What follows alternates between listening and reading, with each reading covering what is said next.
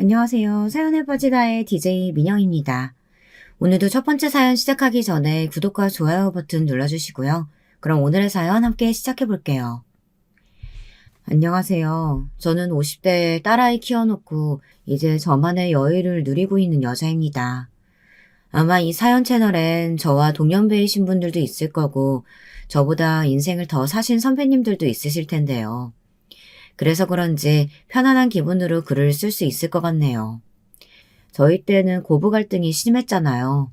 저는 게다가 손윗동서 복이 없어서 특히나 시댁에서 아주 많은 고생을 했는데요. 오늘은 예의 없고 인간성 바닥인 동서로 인해 겪었던 이야기입니다. 저는 이 동서 때문에 상처도 많이 받고 마음속으로 이를 갈았던 적도 많았지만요. 결국엔 제가 동서의 콧대를 납작하게 눌러주게 되었습니다. 오늘 제 사연 들으시고 모두들 좋은 기운 얻어가셨으면 좋겠습니다. 그럼 최대한 간단하게 인사말 정리하고 바로 시작해 볼게요. 우선 저는 손윗동서와 1살 차이가 나는데요. 동서는 처음 저를 만났을 때부터 마음에 들어하지 않았어요. 저희 시아버지가 형님과 동서지간이라고 할지라도 서로 존댓말을 하면 좋겠다 해서 서로 존댓말을 해야 하는데 이것을 마음에 들어하지 않았죠. 왜 존댓말을 해야 하는지 모르겠다는 시기였어요. 그래서 시부모님이 계실 땐 애교도 부리고 존댓말도 곧잘 했지만 시부모님이 없을 땐 은근슬쩍 말을 놓거나 실수인 척 야라고 부르기도 했습니다. 그리고 명령조로 이것저것 막 시켜댔죠. 그러던 어느 날엔 이런 일도 있었네요. 제가 시댁에 들어온 지 얼마 안 되었을 때인데요. 저는 둘째 며느리로 들어왔기에 무조건 제가 솔선수범해서 집안일을 해야겠다는 책임감이 있었어요. 원래 제 성격이 그렇기도 하고 집안에서도 큰딸로 자라와서인지 자연스럽게 시댁에 가서도 이것저것 거들게 되더라고요. 또 저희 시어머니께서도 굉장히 꼼꼼하시고 잔소리도 많으신 편이라 잘못해서 혼나고 싶지 않았거든요. 그런데 어느 날 동서와 함께 명절 뒷정리를 하고 있는데 동서가 바쁘게 설거지하는 제 등에 대고 얄밉게 이러는 겁니다. 이때 저는 동서에 대한 생각을 완전히 달리하게 되었죠. 이봐, 오늘 전이 너무 맛없게 구워졌더라고. 다시 해야겠어. 아, 맞다. 그리고 전 다시 하면서 쌀물도 한번 다시 살펴봐주고. 어머님이 저번에 동서가 지은 밥이 너무 푸석푸석하다고 맛없다고 하셨거든. 형님, 그거 형님이 지었던 밥 아닌가요? 설마 어머님한테 제가 했다고 했어요? 어머나, 동서도 내가 언제 밥을 했어. 밥 담당은 항상 동서였잖아. 괜히 안 좋은 소리 들으니까 나한테 떠넘기시는 거야? 어머, 사람이 왜 그래? 동서가 손 아래 사람이면 그러면 안 되는 거예요. 아니, 그게 대체 무슨 소리예요? 제가 뭘 떠넘겨요? 형님이 밥 담당이었잖아요. 늘 형님이 밥 했고 바쁠 때만 제가 도왔죠. 아니 사실상 형님은 밥 외엔 하는 게 없었으니 시간이 팽팽 남아 돌았지만요. 아무튼 어머님한테 굳이 거짓말까지 했다니 기분이 저도 안 좋네요. 동서는 시어머니에게 혼나자 바로 제가 밥을 지은 거라고 거짓말을 했다고 하더군요. 거기다 그걸 굳이 저에게 전하는 뻔뻔한 면모까지 보였고요. 제가 버럭 화를 내자 동서는 제 말에 발작 버튼이 눌려서는 자기가 언제 한 게 없느냐며 난리가 났습니다. 그러면서 아주버님까지 불러다가 제가 이런 식으로 말을 해서 너무 기분이 나쁘단 식으로 이르기 시작하더라고요. 아주버님은 동서와 달리 점잖으신 편이라 여자들의 일에는 끼어들기 싫어하셨어요. 하지만 동서가 하도 우는 소리를 해대니 곤란해하시는 것 같았습니다. 그리고 곧 이 갈등은 저희 시부모님 귀에까지 들어가 저와 동서가 무릎을 꿇고 혼이 나는 상황까지 가게 되었죠. 손이 동서 한 사람으로 인해 집안 분위기가 말이 아니게 된 건 그렇다 쳐도 왜 저까지 혼이 나야 하는지 저도 사람인지라 억울하고 분한 마음이 일더라고요. 사실 시어머니는 손윗동서를 편애하셨습니다. 동서는 좋은 집안에서 자라 친정에 돈이 많은 데다가 번듯한 대학까지 나왔거든요. 그래서 그런지 동서와 시어머니의 사이는 항상 좋았어요. 동서는 명절날 꼭 시어머니 마음에 들 선물을 한 보따리 가지고 왔고 시어머니는 그런 동서를 기특해했죠. 동서는 시어머니의 취향을 기가 막히게 꿰뚫고 있었어요. 어머님, 요즘 새로 나온 건강식품이라는데 한번 드셔보세요. 어머님 이거 약국에서 찾으셨죠? 제가 저희 집 주변 약국 뒤져서 사온 거예요. 아이고, 아가, 추운데 못하러 그렇게까지 했어. 아이고, 예쁜 거. 너는 정말 이쁜 집만 골라 한다니까. 네 동서랑은 달라도 한참 다르다. 쟤는 내가 뭐 필요하다고 해도 들은 척도 안 하는데 말이야. 이 대화에서도 알 수 있듯이 동서는 시어머니의 건강 연혈증을 꿰뚫어보고는 온갖 건강식품을 갖다 바쳤고 저희는 동서네에 비해 형편이 좋지 않았던 터라 그럴 수가 없었습니다. 근데도 시어머니는 동서네만이 자기를 신경 써준다는 식으로 이야기하더라고요. 그게 정말 섭섭했습니다. 저 역시도 명절날 가장 먼저 가서 시어머니를 돕고 아프시다면 꼭 안부를 챙겨드리는 등 시댁에 최선을 다하고 있는 건데 막상 시어머니는 그 정성을 몰라주었거든요. 역시나 시어머니는 이번에도 동서 편을 드셨습니다. 어머님, 저 정말 동서 때문에 너무 힘들어요. 전 동서한테 잘 보이려고 늘 노력하는데 동서는 제가 믿고 싫은가 봐요. 세상에, 오늘 계속해서 저를 시켜가지고 이거 해라 저거 해라 부르는 것도 모자라서 제가 어머님께 거짓말했다고 그러는 거 봐요. 저 정말 속상해요. 정말 아무리 시아버지가 동서를 좋아한다 해도 그렇지 이런 경우는 아니죠. 그러자 시어머니는 붉어진 눈동자로 절 노려보시더니 효자손으로 바닥을 소리나게 치시더라고요. 손 아래 사람이 되어서 네 형님을 그렇게 몰아가야겠어? 너는 근본이 안 되어 있다. 내가 다른 건 몰라도 근본 없는 며느린 싫다 했지? 네가 네 손이 동서 시기하고 음해하려고 하는데 내가 어떻게 널 좋아할 수 있겠냐? 그게 대체 이 집안 둘째 며느리로서 할 짓이냐? 어머님, 저야말로 억울해요. 제가 밭짓는 일 하지도 않았는데 했다고 거짓말한 건 형님이잖아요. 이뿐만이에요? 형님은 어머님 없을 때 저한테 온갖 굳은 일 다 시키면서 다 자기가 한 척 한다고요. 하지만 시어머니는 이 집안의 기강에 안 잡혀 있는 게 바로 저 때문이라며 제 행실을 문제 삼으셨습니다. 그날 몇 시간이나 무릎 꿇려 별소리를 다 듣고 나니 너무 속이 상하더라고요. 그러면서도 한편으론 이런 생각이 들었습니다. 시어머니에게 더 해명해봤자 뭐하나 하는 생각이요. 어차피 이미 동서를 편애하고 감싸고 도는 사람한테 무슨 말을 더해 진실을 밝히기 위해 애써야 하나요? 그래서 그냥 말았습니다. 그럼에도 이때 참 다행스러웠던 것이 저희 시아버지, 지금은 돌아가신 저희 시아버지께서 참 공평하고 너그러우신 분이었다는 거예요. 시아버진 특유의 차분한 말투로 뒤에 가서 저를 어르고 달래주셨어요. 그리고 네가 잘못한 거 없다는 건 다 알고 있으니 속상해하지 말라고 위로도 해주셨고요. 시아버진 동서와 갈등이 이렇게 종종 있을 때면 시어머니처럼 무작정 눈 가리고 아웅하는 것이 아니라 양쪽의 상황을 다 들어보고 판단을 내려주셨습니다. 그리고 보통 제 쪽의 말이 진실에 가까웠기 때문에 동서를 혼내시는 경우가 많았죠. 덕분에 저는 정말 든든했고 시아버지에게 항상 감사하는 마음을 가지고 있었답니다. 그러던 어느 날엔 사건이 하나 크게 있었는데요. 당시 제가 첫애를 낳은 지 얼마 되지 않았을 때인데 남편과 사이가 그닥 좋지 않았어요. 왜냐하면 남편이 잘 다니던 회사를 때려치고 나와 친구와 동업을 시작했다 말아먹고 들어왔거든요. 그것도 모자라 집에서 술병만 불고 있으니 저도 속이 많이 타고 남편과 매일이 전쟁통이었어요. 아이는 키워야 하는데 남편은 제 구실을 못하고 있으니 속이 부글부글 끓었답니다. 그러던 어느 날 시어머니가 저와 남편 사이의 일을 전해 들으시고 대뜸 저를 주차장으로 불러 뭐라고 하시는 겁니다. 퉁퉁하다 못해 뚱뚱한 남편의 몸을 가리키면서 얘 왜 이렇게 말랐냐? 어? 네가 못 먹였니? 아니 제가 지금 살이 쏙 빠져서 왜 저런 상태인 거야? 하면서요. 당시 남편 때문에 열이 치받치던 저는 애를 키우면서도 잘 먹지 못해 몸이 삐쩍 꼴아 있었는데 그런 저는 눈에도 보이지 않았나 봐요. 시어머니에겐 오로지 아들, 자신의 차남만이 있었습니다. 그런데 이날 퇴근하고 돌아오신 시아버지가 주차장에서 시어머님 목소리를 듣고 버럭 화를 내신 거죠. 아니, 당신 그만 못해? 동네 시끄럽게 이게 뭐 하는 거야? 우리 며느리가 못한 게 뭐가 있다고 이렇게 심하게 야단을 쳐?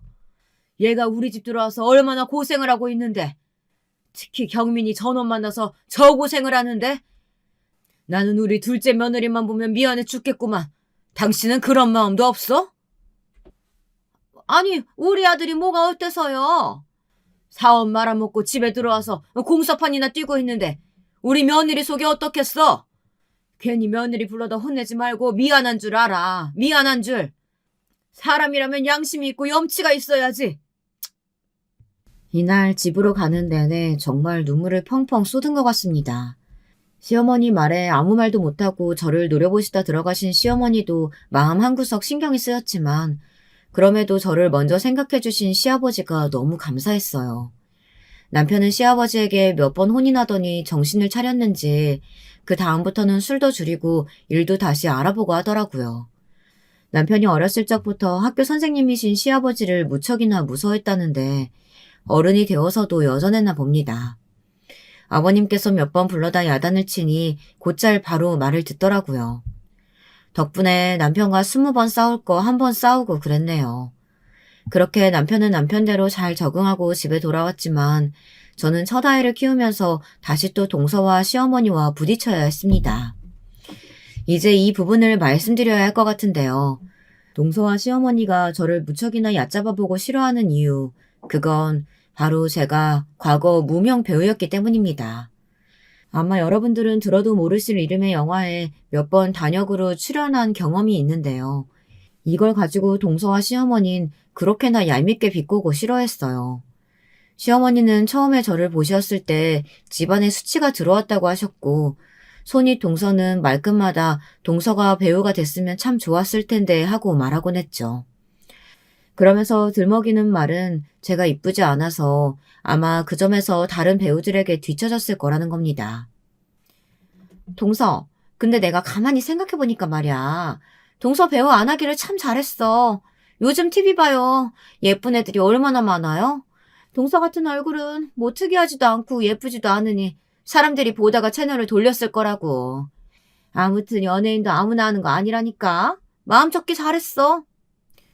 형님, 말이 심하니까 그만하시죠.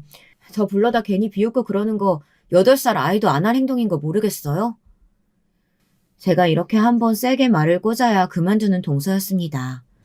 제 배우 경력은 이렇게나 시댁에서 짓밟히고 무시를 당했어요. 그러나 저에겐 사실 배우의 꿈이 무척이나 소중했습니다. 어렸을 적 TV에 나와 연기를 하는 배우들을 보면 그저 마냥 선망의 눈길로 바라보곤 했어요. 어떻게 저 대사를 외워서 저 인물이 되어 한 몸처럼 연기를 하지? 나도 저런 배우가 되고 싶다. 너무 멋지고 신기해. 배우들이 연기를 하는 장면이나 인터뷰하는 장면들을 보고 있으면 저도 모르게 시선을 빼앗겨 밥도 먹지 못하고 시선이 가곤 했습니다. 하지만 그런 제 꿈을 저를 낳아주신 친정 부모님께선 지지해주지 못하셨습니다. 집에 가난이라는 춥고 고달픈 환경이 바로 그렇게 만들었죠. 그래, 우리 현숙이 이쁘고 똑똑하니까 뭐든 될 수 있을 거야. 근데 현숙아, 뭘 해도 돈 버는 직업을 해야 돼. 알겠지? 네 동생들 생각해라. 우리도 생각해주고. 꿈도 현실적인 꿈을 꿔야 하는 거야. 그래, 네 엄마 말이 맞아, 현숙아. 엄마와 아버진 네가 뭘 하든 좋지만 그래도 돈을 벌었으면 좋겠어. 그놈의 돈이 발목을 붙잡는다는 생각을 그때 처음 했어요. 가난한 부모님의 제 아래로 줄줄이 딸린 동생들, 어머니와 아버지는 그저 오늘 하루 살기도 바쁘신 분들이었습니다.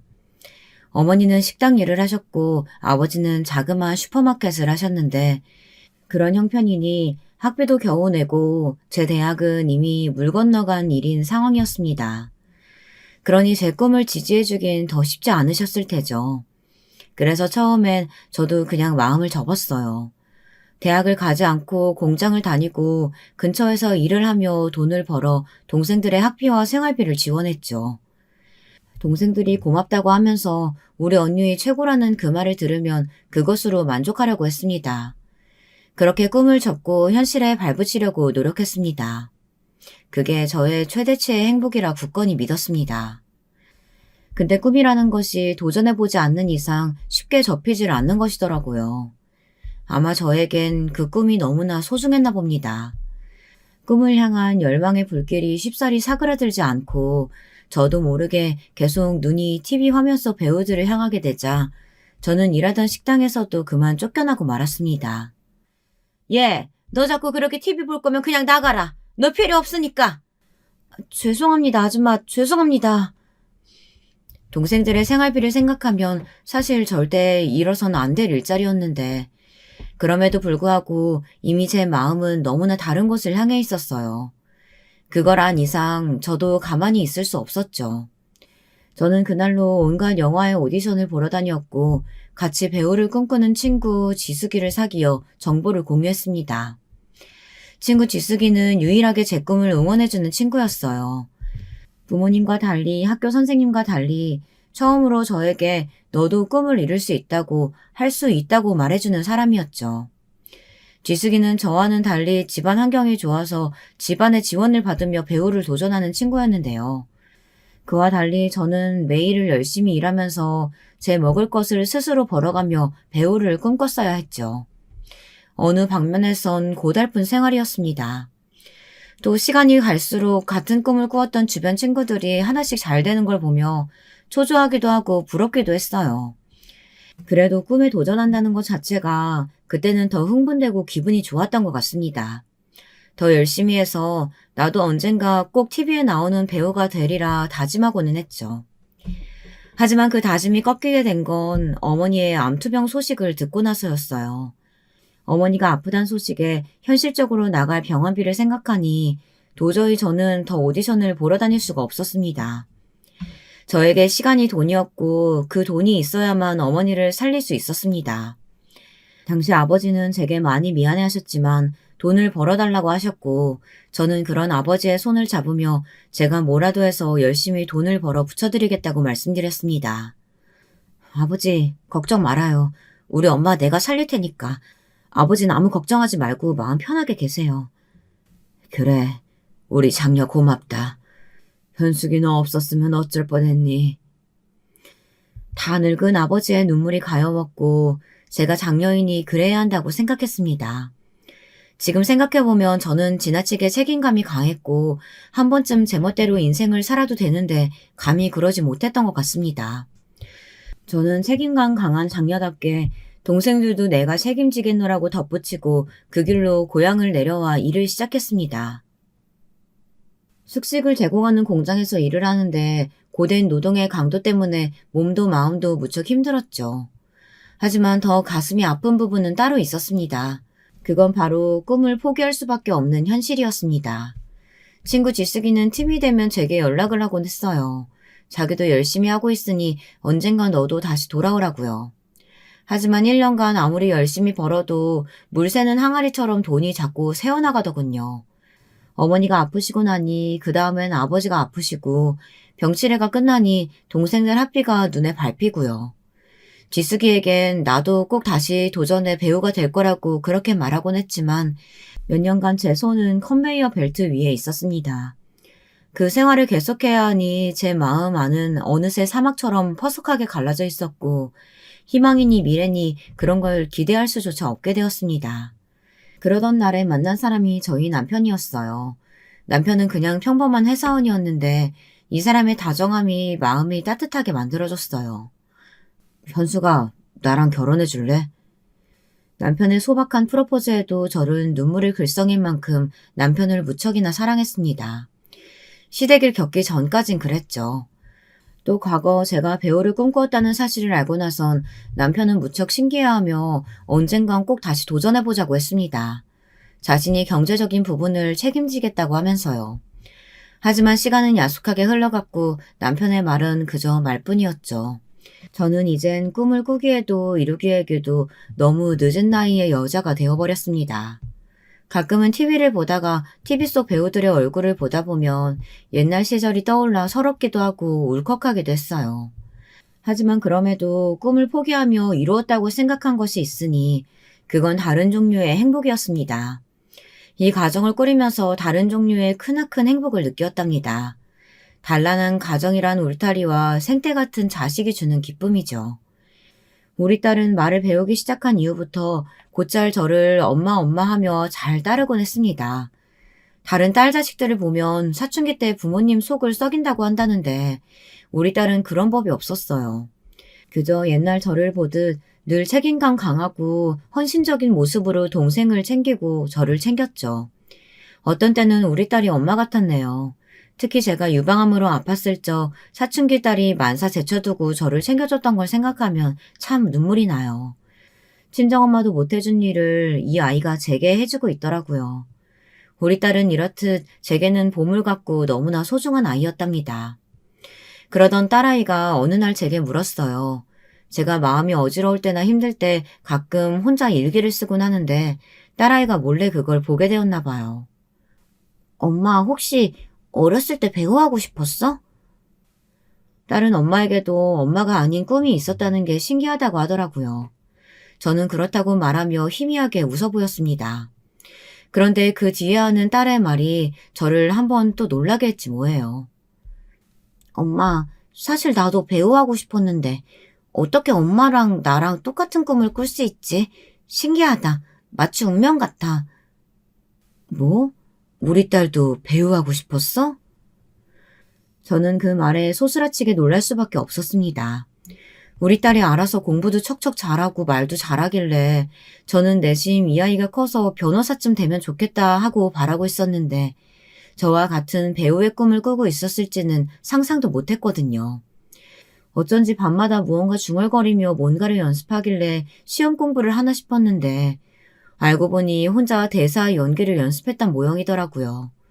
딸은 어색하게 웃으며 그 사실을 털어놨어요. 자기도 자꾸 TV 속 배우들한테 눈이 간다며 엄마도 같은 꿈을 꿨다면 그 꿈을 딸인 자신이 이뤄주고 싶다고 말했습니다. 이때 딸의 눈에 어린 눈빛은 다른 무엇과도 비교할 수 없을 정도로 정말이지 반짝반짝 빛이 났습니다. 희망의 눈빛이었어요. 그리고 그 눈빛을 바라보며 그때부터 저는 딸에게 해주고 싶었던 지원을 아낌없이 해주리라 다짐했던 것 같습니다. 물론 딸이 아직 학생이니만큼 공부에 전념하길 바랬기에 공부를 먼저 하길 권했지만 혹여나 다니고 싶은 연기학원이 있다고 하면 보내주기도 하고 뮤지컬이니 영화니 하는 문화 공연도 함께 보러 다녔어요. 함께 보다 보면 저도 세월을 거슬러 올라 아직 꿈을 꾸는 소녀가 된 기분이 들기도 하고 무엇보다 딸이 좋아라 하니 그게 참 좋았습니다. 그런데 참 인생은 저를 가만두지 않는 것 같습니다.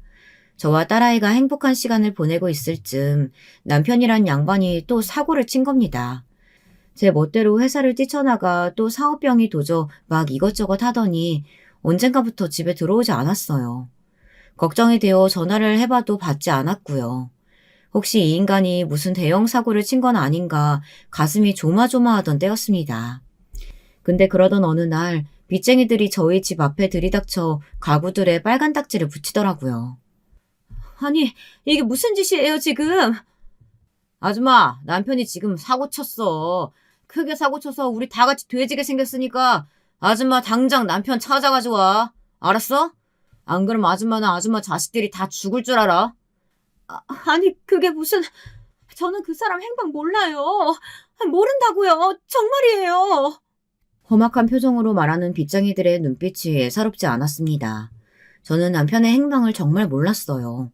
그래서 일단은 시댁으로 가서 이러이러한 상황이라 말씀드리니 시어머니께선 딱 한 말씀 덤지고 외면하시더군요. 그렇게 아끼시던 차남이었는데 말이죠. 구구절절 설명할 것도 없이 자기네도 형편이 여의치 않으니 너희들이 알아서 해결해라 이거였습니다. 마침 옆에 있던 촌이동서도 이 상황을 꽤나 즐기는 듯 입가는 웃고 있었어요. 시아버지라도 살아계셨다면 다행이었겠지만 당시 시아버지는 이미 병원으로 돌아가신 이후였습니다. 모두가 저희 가족을 외면하니 시아버지의 존재가 그토록 그리울 수가 없었네요.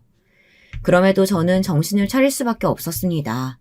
남편은 나몰라라 야반도주를 해버리고 잠수를 타버린 와중이었지만 남은 내 자식을 책임지기 위해선 청소든 뭐든 해서 가장 노릇을 해야 했어요.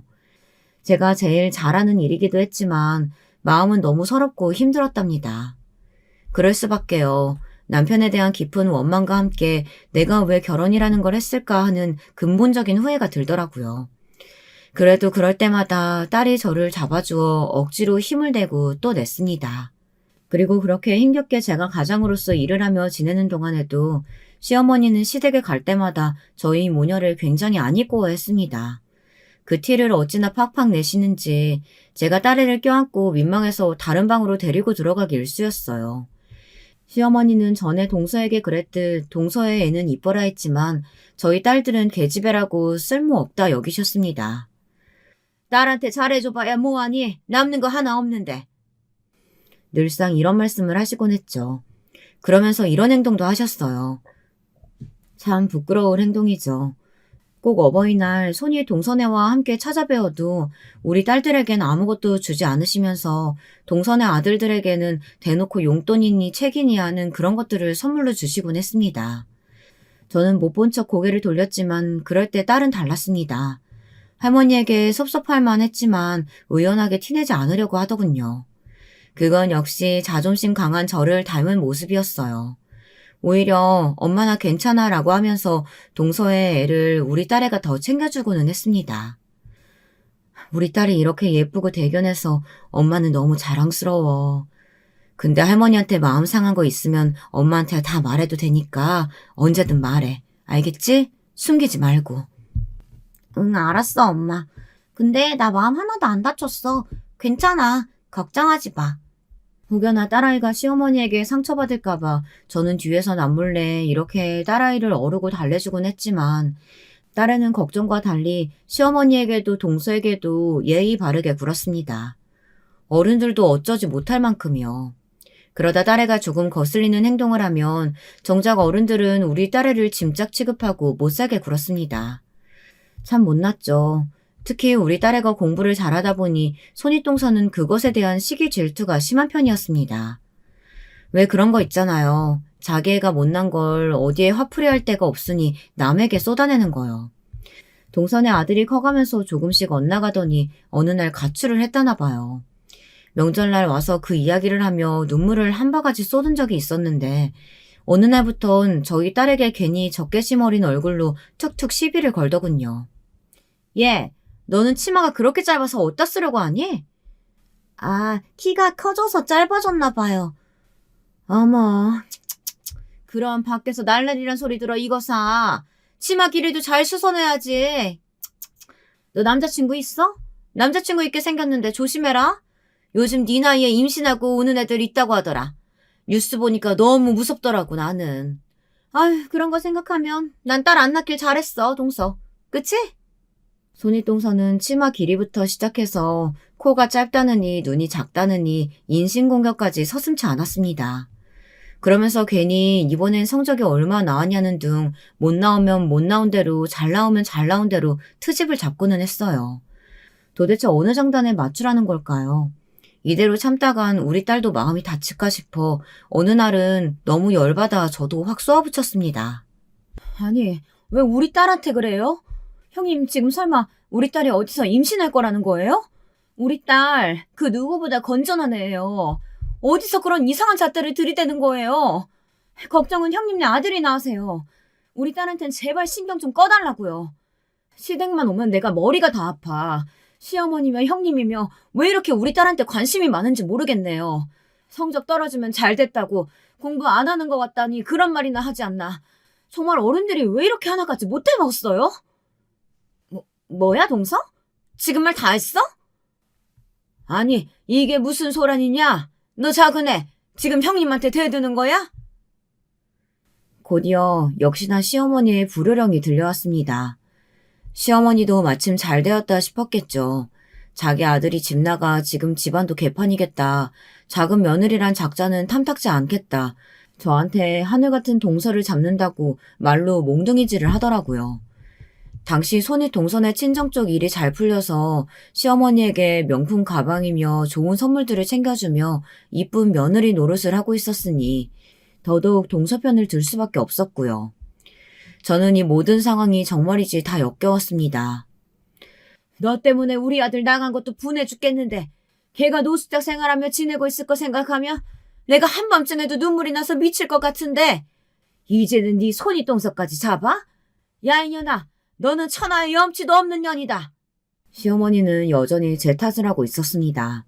책임감 없이 야반도주한 남편을 탓한 생각이 아닌 제 탓을요. 제가 집안에 불운을 가져왔다고, 저 때문에 남편 사업이 안 풀렸다고 하시더라고요. 그 말을 틈만 나면 해대는 게 지겨워서 어느샌가부턴 시댁의 발길을 딱 끊었는데 말이죠. 시어머니는 이날 이렇게 또 성질을 건드렸습니다. 저희 딸들도 다 보는 앞에서 말입니다. 그리고 저도 악에 바친 대로 바쳐 소리를 질러대고 말았습니다. 어머니 아들 집 나가 처자식 버린 인간 아직 법적으로 이혼하지 않고 있는 것만으로도 감사하게 생각하라고요. 저 한다면 할 수 있어요. 근데 애들한테 그래도 혹시나 아빠는 필요하지 않을까 내버려두고 있는 중이라고요.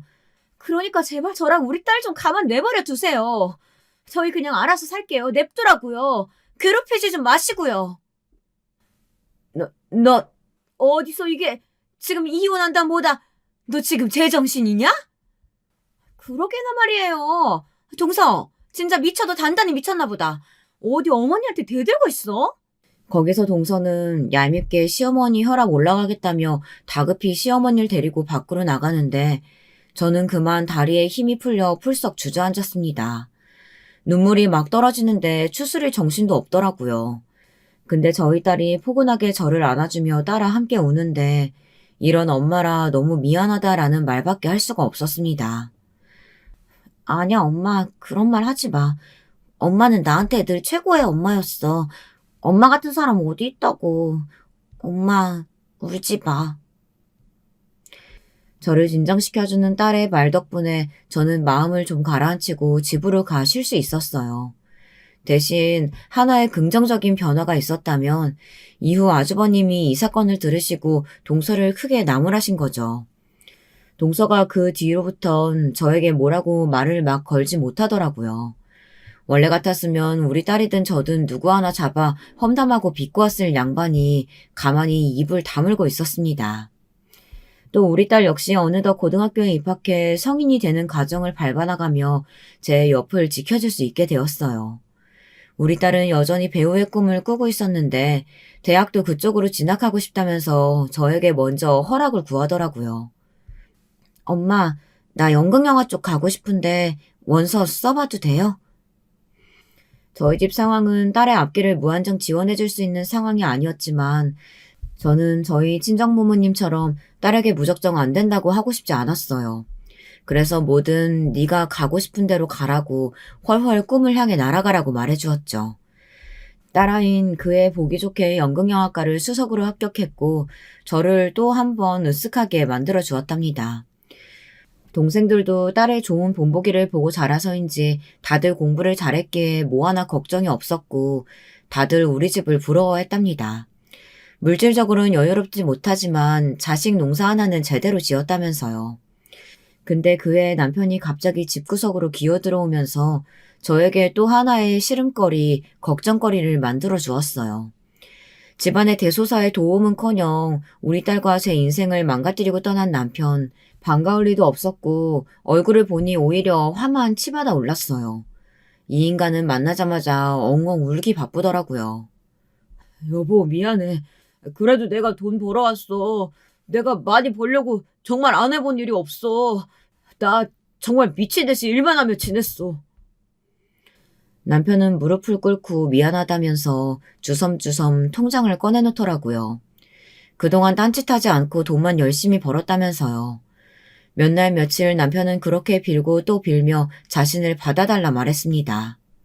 사과로 될 일이었다면 좋았겠지만 이건 그런 차원의 문제가 아니었습니다. 저에겐 사람 죽여놓고 용서해달란 말과 똑같이 느껴졌죠. 저는 그런 남편을 투명인간 취급했어요. 딸들도 마찬가지였습니다.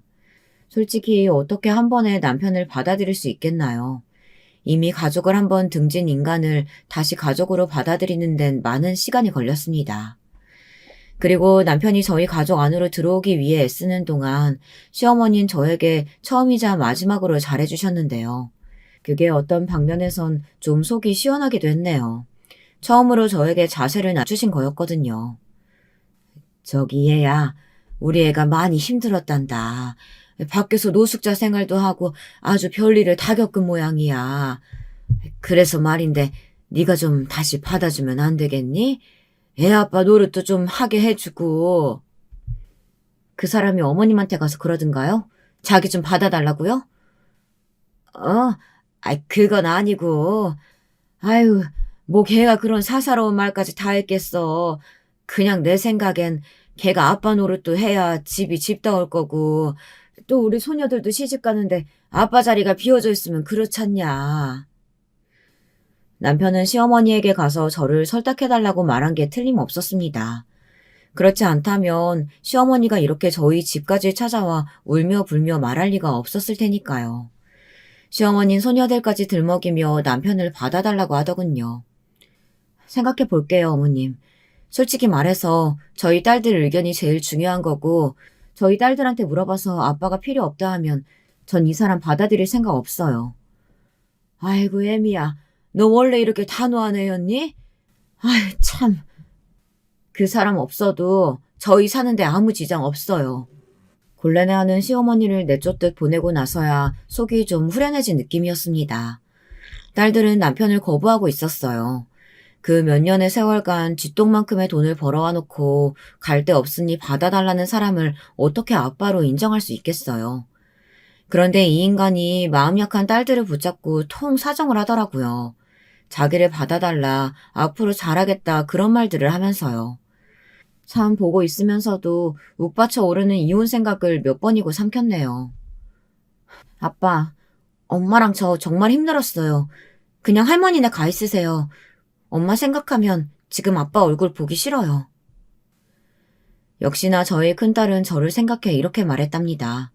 덕분에 남편은 시댁으로 쫓겨나게 되었고 시어머니는 저를 쥐잡듯 잡으려는 기세로 노려보다 가셨죠. 물론 시어머니는 제가 피도 눈물도 없다며 한바탕 난리를 치셨어요. 제가 명절날 들리면 저런 냉혈한이 우리 집에 들어와서 우리 집 가세가 이렇게 기운 거다. 네 시아버지가 도대체 어찌 생각할지 이런 말씀을 하곤 했습니다.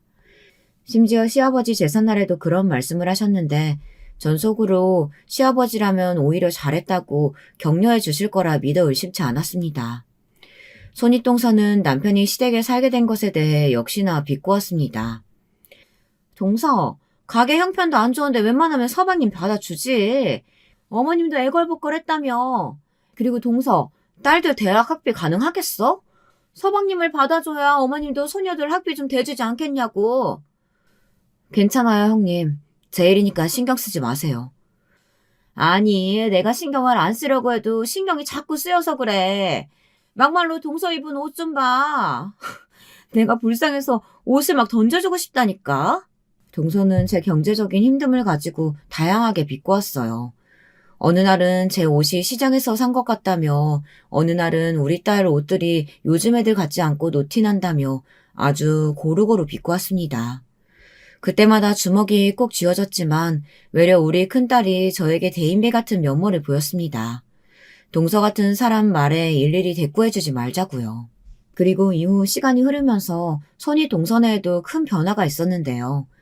이 일로 동서는 아주 정서적으로 크게 무너지게 되었습니다. 동선의 아이가 가출을 일삼으며 문제를 일으키는 건 알고 있었지만 그렇게까지 상황이 심각해질 줄은 저도 몰랐습니다. 어느 날 연락이 없던 시어머니로부터 전화가 왔더라고요. 큰일 났다. 글쎄 현민이가 지금 교도소에 가게 생겼다는구나. 사람을 엄청 두들겨 폈대. 칼도 들었댄다. 아유 이걸 어쩌면 좋으냐. 우리 아기. 시어머니는 고글할 듯 앓는 소리로 동서 걱정을 해댔습니다.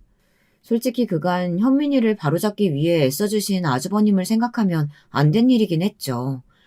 근데 전 이상하게 그리 큰 동정이 가거나 하지 않더라고요.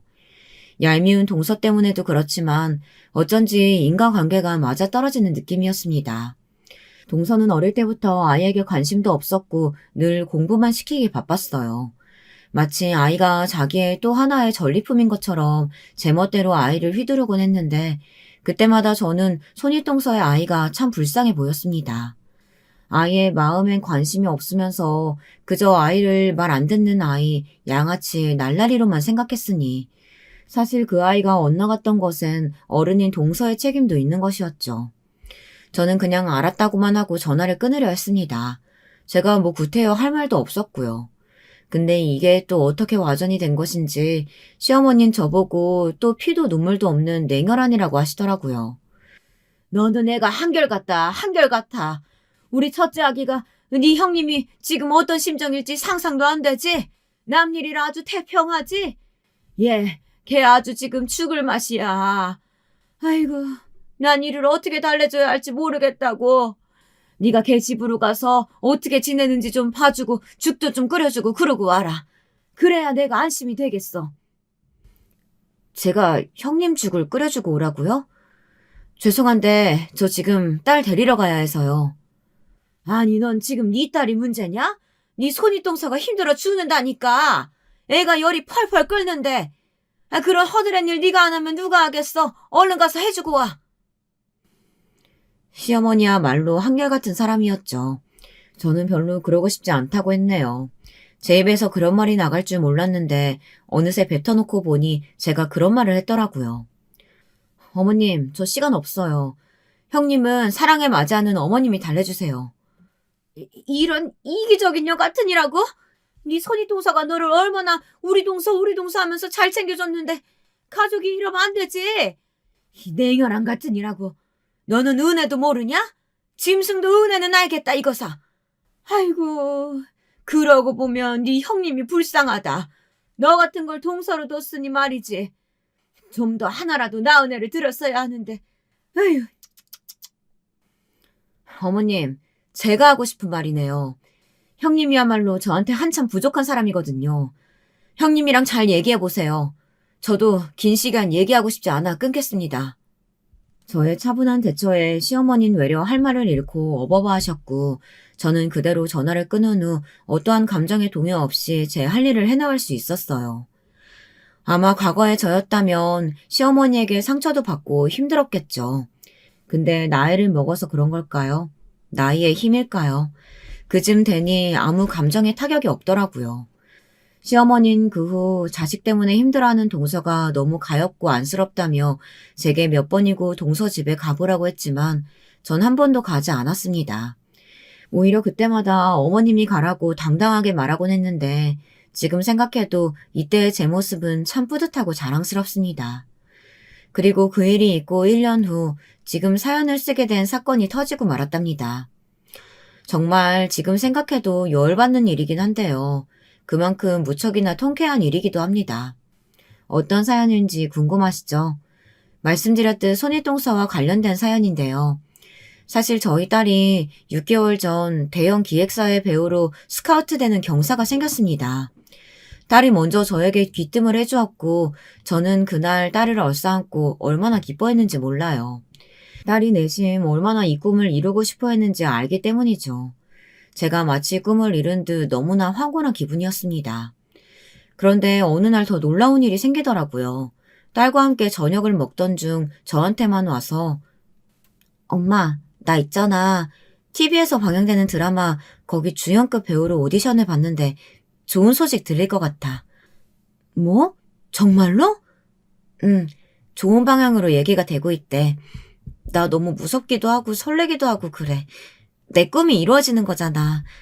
나 어떡해, 엄마? 방영될 드라마의 작가진이며 PD며 딸에게서 들어 이름을 찾아보니 제가 좋아하는 드라마를 쓴 사람들이 포진되어 있는 드라마더라고요. 더더욱이나 믿을 수가 없었습니다. 정말 기도하는 심정으로 우리 딸이 제발 주연으로 발탁되기를 바랬어요. 그리고 여러분 믿으실지 모르겠지만 꿈은 이루어졌습니다. 전 당시에 마치 하늘에서 떨어지는 금덩어리를 우수수 제 눈앞에서 맞닥뜨리는 것 같았습니다. 엄마, 나 됐어. 나 이제 곧 촬영 들어갈 것 같아. 엄마, 나 믿기지가 않아. 잠에 들기 위해 불을 끄고 침대에 누워있을 적 훌쩍이며 딸아이가 전화를 걸어왔어요. 저는 흥분되는 마음에 감격을 감추지 못하고 딸과 함께 엉엉 울었죠. 그간 딸이 고생해왔던 것을 생각하니 부모로서 더 감격스러웠던 것 같습니다. 근데 이 소식을 기쁜 마음으로 시댁에 전하니 정말 기대라고 하기도 민망한 반응이 날아왔습니다. 일단 시어머니께서는 대놓고 인상을 찌푸리며 집안의 수치가 또 생기는 거냐고 말하셨고요. 제일 마음에 들지 않았던 인간인 손윗돈사란 작자는 동서 딸이 배우로 데뷔한다고? 어머, 동서 따라 딴 딸 하나 되는 거야? 지금 뭐라고 하셨어요, 형님? 내가 맞는 말 한 거잖아. 그토록 공부 잘한다고 영민하다고 칭찬하더니 겨우 딴 딸 하나 되는 거냐고. 아이고, 그동안 자식 농사 잘 지었다고 혼자 꽃대 놓게 그러고 있더니만 완전 똥 됐네, 똥 됐어. 잘 됐다. 정말 정이 확 떨어졌습니다. 저는 그 길로 부들부들 떨며 바로 시댁 밖으로 나가버렸습니다. 어차피 알게 될 텐데 굳이 설명해 줄 필요가 없을 것 같더라고요. 그래서 차가운 바람에 열을 식히며 두고 보자 하는 심정으로 그날을 기다렸네요. 그리고 드디어 우리 딸이 TV에 나온 날 전화통에 불이 났습니다. 10 중에 9은 형님이었고 하나는 시어머니였는데요. 정말 동서딸이, 아니, 제가 어떻게 저기 캐스팅된 거야? 아니, 저게 어떻게 나오는 거야? 지금 내가 보고 있는 게 맞아? 믿지 못하는 말투로 계속해서 더듬거리며 묻길래 저는 친절히 맞다고 하고 전화를 끊어줬습니다. 시어머니도 말할 거 없었죠.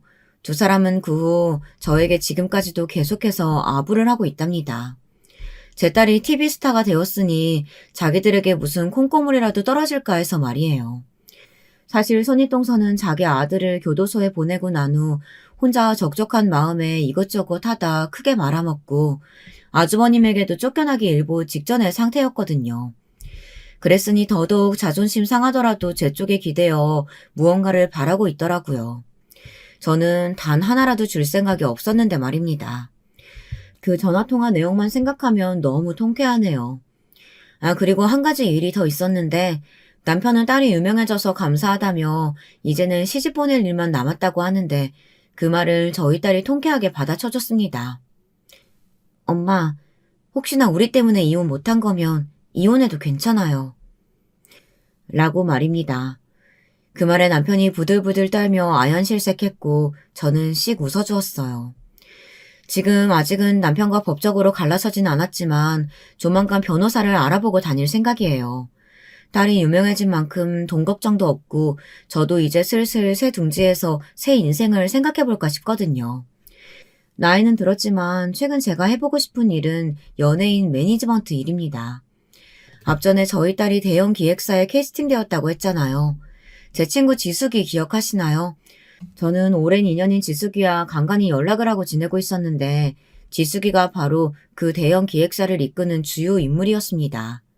혹시나 하는 마음으로 지숙이에게 딸 이야기를 했더니 바로 회사 주소를 알려주었고 재능과 매력으로 우리 딸이 지숙이의 기획사에 들어가게 된 데다 드라마에 캐스팅까지 된 거였죠. 그리고 이후 지숙이가 제게 딱히 따로 할 일이 없다면 자기와 이쪽에서 일을 해보는 게 어떻겠느냐고 권유해 주더군요. 난 네 딸이 잘 될 줄 알았어. 이제 딸 덕볼 일만 남았네. 그래도 우리 100세 시대고 하니까 일이 있으면 좋잖아. 나랑 같이 일해보자. 응? 좋은 제안이라 저는 더 마다할 거 없이 오케이 했습니다. 지숙이 덕분에 저희 딸이 잘 된 것도 무척 기분 좋은 일이지만 제가 딸의 앞길에 또 도움이 될 수 있어 기쁜 마음입니다. 저희 딸이 배우 누구인지 밝힐 수 없어 너무 아쉽지만 그럼에도 글을 남길 수 있어 행복했네요. 저희 딸의 앞길을 부디 응원해주세요. 여러분 감사합니다. 여러분, 두 번째 사연 시작하기 전에 좋아요와 구독 꼭 눌러주실 거죠? 그럼 두 번째 사연 바로 시작합니다. 저는 그저 그런 수준의 전문대를 나왔습니다. 요즘에는 개나 소나 4년제 대학은 다 나오는 실정이고 차라리 대학교를 자의에 따라 안 가면 안 갔지 4년제를 두고 별 볼 일 없는 전문대를 가는 경우는 드문 편인 것 같아요. 제가 간 전문대가 특출나게 유명한 전공이 있는 곳은 아니었고 말 그대로 기껏 전문대나 나왔다라고 표현할 때 쓸만한 그런 대학이었습니다. 제가 공부를 아주 못했기에 그런 선택을 내렸던 건 아니었어요. 다만 집에서 저를 두고 너는 대학 졸업장 따서 그걸로 뭘 해볼 생각일랑 일찌감치 접고 하루빨리 취업해서 집에다가 돈 좀 벌어다오. 이렇게 말을 해왔기 때문에 4년제 대학교는 도저히 욕심내어볼 엄두가 안 났던 것이죠. 저희 집이 부유하게 사는 경우였다면 그렇지 않았을 테고 또한 제가 공부머리가 뛰어난 사람이었다면 그러지 않았을 테지만 슬프게도 집구석은 늘 그저 그런 수준이었던 데다가 저는 부모님께 덜 아픈 손가락이었으며 제가 공부를 월등히 잘하는 것은 아니었기 때문에 전문대라는 선택지를 제 딴에는 절충하듯 욕심을 내었던 것입니다. 그 전문대를 재학하는 데는 돈이 거의 들지 않는다는 사실을 아시곤 부모님께서는 제가 거길 다니는 걸 허락해 주셨죠. 저는 위로 형이 한 명 있는데 제 형은 4년제 대학교에 들어갔습니다. 저희 집의 아픈 손가락이며 부모님의 기대와 애정을 독차지하는 인물이기도 합니다. 형은 초등학교 때 몇 번 병치레를 했었거든요. 저는 어렸을 때라 그 심각성을 전혀 몰랐고 타고나기를 개구쟁이 기질을 가지고 있었기 때문에 밖을 쏘다니며 잘만 놀려다녔고 집에 와서도 시끄럽게 TV를 보고 과자를 찾아 먹고 형이 보이면 짓궂은 장난을 걸려하고 그랬었습니다. 그런데 정말 생각지도 못했던 점이 저의 그런 모습들 때문에 당시에 부모님께서는 저에게 학을 뗄 만큼 질리셨다는 사실이에요. 하지 말라고 하면 하지 말아야 하는데 저는 그게 통하지 않는 구제불능의 아이였다고 부모님께서는 평가를 하시더군요. 저는 희한하게 중학교 시절을 나면서 새롭게 성격이 형성되었고 초등학교 시절이라든지 그 이전의 기억들은 저의 과거가 아닌 것처럼 옅게 희석이 되어갔습니다. 저는 이렇게 한 해 한 해 나이를 먹어갈수록 어렸을 때 저와는 이별을 고하고 있었는데 반면에 부모님께서는 시간이 갈수록 어렸을 때 저 때문에 마음고생을 심하게 하셨던 걸 점점 더 들춰내시면서 이것 때문에 저를 상당히 얄미워하시게 되었어요. 이게 참 무슨 아이러니인가 싶네요. 타고나기를 활발하고 통제가 어려운 개구쟁이였던 저와는 달리 형은 얌전하고 조용하였으며 침착한 아이였다고 해요. 제 기억 속에서도 형은 과연 그런 모습들이었습니다. 그런데 희한하게도 제가 자랄수록 차분하게 생각을 다스리는 타입으로 바뀐 것과는 다르게 오히려 형은 중학교, 고등학교를 지나면서 점점 성격이 거칠어졌다고나 할까요? 마치 지난 세월에 억누르고 산 것을 보상받기라도 한다는 것처럼 표정이며 말투가 조금 거칠어졌습니다. 부모님께서는 형이 학교에서 이상한 친구들을 만나는 바람에 잘못 물든 것이며 한때 지나가는 과도기에 불과하다는 논리로 늘 형을 두둔하셨지요. 하지만 대학 입시를 앞둔 고등학교 3학년 수험생 때도 형이 온통 산만한 모습을 보이자 그때는 좀 심각해지셨어요. 우리가 투자하고 기댈 때라곤 당연히 우리 집 장남뿐인데 저러다가 대학도 못 가고 인생 망치면 어떡하지? 이상한 소리 말아요, 여보. 정신 차리고 대학만은 꼭 가게끔 보내면 될 일이니까. 걔가 지금 방황을 하는 것뿐이지 대학만 어떻게든 들어가면 바로 자기 인생 설계하고 살걸요? 우리가 앞으로 잘 살아보려고 그 생각으로 자식 농사에 얼마나 공을 들였는데 자기 부모 기대를 저버릴 만큼 우리 집 장남은 불효자 아니에요. 형이 집에 없을 때 부모님께서는 거실에서 그런 대화를 나누셨는데 코딱지만한 집안에서 당연히 방 안에 있던 저에게도 그 말소리가 다 들렸죠. 평수가 작은 건 둘째치고 아주 오래된 주공 아파트는 방음이 별로였거든요. 그래서 저는 그 부모님의 대화를 듣고 조금 어이가 없었습니다. 초등학교 때는 몰랐지만 중학생만 되어도 저희 집 경제적 수준이라든지 이런 것들이 객관적으로 인식이 되더라고요. 그러니까 알게 되었던 것이죠. 부모님께서는 당신의 자식에게 투자라는 걸 하실 만큼의 여력을 갖고 계시지 않았습니다. 무턱대고 기대만 잔뜩 해주면 그게 어디 공을 들이는 것인가요? 그제서야 저는 저 대신 부모님의 관심이며 애정을 독차지하고 살아온 형의 입장도 만만치 않은 것이겠구나 하는 생각을 처음 해보게 되었어요. 어쩌면 나에 비해서 아주 얌전한 사람이었던 형이 점점 엇나가면서 성격도 예민하게 변한 것은 아버지랑 어머니의 저런 태도 때문에 그런 것일지도 모르겠어. 그게 아니라면 별다른 계기도 없으니까. 저는 그런 추측을 하게 되었고 그 후로 얼마 지나지 않았을 때 웬일로 형한테 가서 먼저 대화를 청해보았습니다. 머리가 좀 큰 이후로는 형하고 별로 안 친하게 지냈거든요. 형제끼리 성격적으로 통하는 것도 없었으니까요. 하지만 저희에게는 공통분모가 있었으니 바로 부모님 문제였습니다. 제가 책상 앞에 앉은 형한테 가서 이런저런 얘기를 슬쩍 붙여봤는데 역시나 제 예상대로였어요. 형은 부모님 때문에 쌓여온 스트레스가 너무 심해서 늘 짜증스럽게 변했던 것이더라고요. 이놈의 집구석을 내가 어떻게 탈출해야 할지 모르겠다. 야, 너는 지금 나보다 어려서 뭘 모르겠지만 우리 집은 가망이 없어. 네가 내 나이만 되어봐도 바로 알 수 있을걸? 진짜 우리 집은 이 대한민국에서 하층민일 뿐이고 답도 없다는 걸. 형이 빠드득 이를 갈면서 그렇게 말하는 것에 제가 내심 놀랬습니다. 형이 부모님 얘기를 하면서 그런 태도를 보이는 건 제 평생에 처음 보는 장면이었거든요. 형도 10대라는 질풍노도의 시기를 보내고 있었으므로 별별 생각들을 다 부정적으로 할 법하였습니다. 공부머리를 타고난 친구, 집이 잘 살아서 늘 여유로운 친구 등등 학교에서 다른 친구들을 보면서 너무나도 자신과 비교가 되는 것에 형이 은근한 자괴감을 느껴온 것도 같았어요.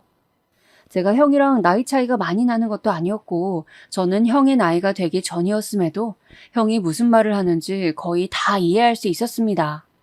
저희 집이 객관적으로 아주 못 사는 편이다 못해서 부모님의 교육 수준, 지적 수준이 떨어지기 때문에 저희 형제로서는 절망이라는 사실을 말이죠. 형은 자신에게 부유한 경제 조건이나 타고난 공부머리나 하다못해 건강마저 물려주지 않은 부모님이 원망스럽다고 하였습니다. 너랑 지금 얘기를 나누고 나니까는 이러나 저러나 내가 대학교에는 들어가야 한다는 결론이 나오네. 장학금을 노릴 수 있는 대학교에 가자면 학교 수준이 낮아지고 내 최대한으로 욕심을 부리는 대학교에 가자면 학비며 각종 돈이 부담이 되고 그래도 빚이 생기더라도 더 좋은 학교에 가는 게 낫겠지? 집에서 부모가 사교육 싹 다 시켜주는 애들하고 경쟁하는 게 너무 숨막히고 짜증나서 슬슬 다 놓아버리려고 하고 있었는데 지금부터라도 다시 마음 잡고 수험 공부해봐야겠다. 형은 저랑 오랜 대화를 나누면서 머리를 식혔고 생각을 정리해낼 수 있었다고 하였어요. 사실 제가 형이 대학교 진학을 포기하지 않도록 열심히 설득한 것에 가까웠는데 그 이유는 바로 부모님의 모든 것이 형이었기 때문입니다. 차별받는 입장에서는 그게 더 잘 보였어요.